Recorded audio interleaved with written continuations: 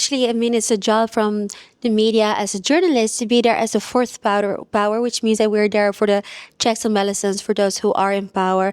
And we know that for the longest time that's not happening. They're actually more of a mouthpiece for governments. And I had the honor of meeting the son of your former president, Eduardo Bolsonaro, and he came to the parliament. I think it's, even though it was last year, at that moment, X-Files was a big topic in your country because they wanted to silence conservative voices that were supporting President Jair Bolsonaro. And I never will forget what he said at that moment, Eduardo the son. He said, don't think that because there's an ocean between our countries, you will be safe as Europe. Because it will happen here too. If it happened in Brazil, it will happen here. 2 months later, Keir Starmer started putting people in prison for sharing their thoughts online. So we see that what's happening in Brazil, in your country, always inevitably happens in Europe as well.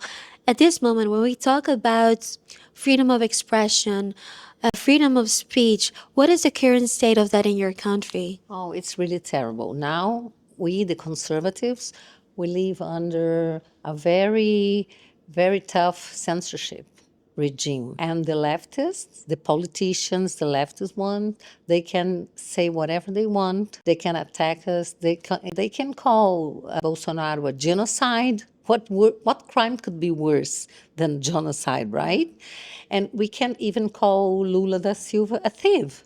And he was convicted. And then he was released from prison. But all the crimes that he committed, they were proven. And his partners even returned loads of money, billions, you see? And you can call him a thief. That's why this is not a fair fight. They have the judiciary, they have all the media, they have all the institutions for them, and we have all the institutions against us. So it's a very unfair fight. We keep fighting no matter what, and we have to wake the youth. We have to wake the youth. We have to wake people in general, housewives, everybody, people waking up and coming to the war with us.